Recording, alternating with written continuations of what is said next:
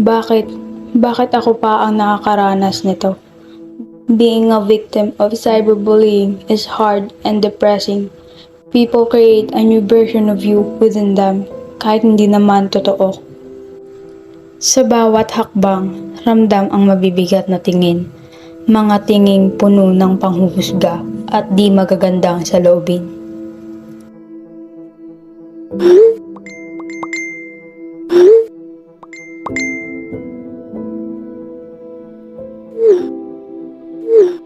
Mali na namang impormasyon tungkol sa akin.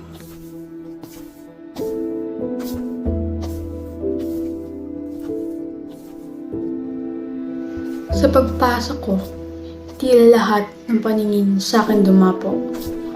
Tinging mapanghusga. Sa bawat hakbang, ako'y pinag-uusapan.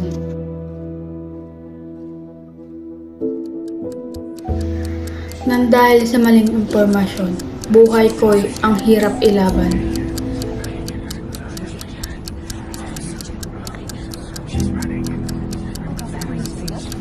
Nung lahat naging komplikado, sinubukan kong takbuhan.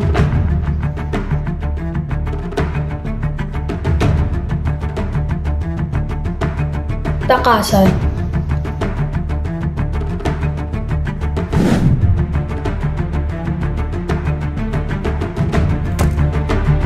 Pero buti, naisipan lang.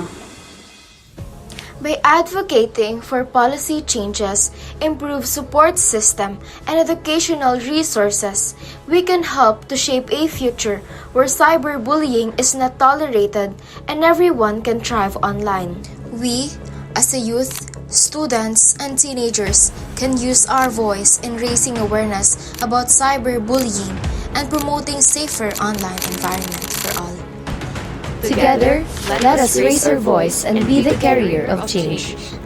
Stop using social media to spread negativity, hate, and fake news. We encourage you to use our hashtag and make our advocacy an inspiration.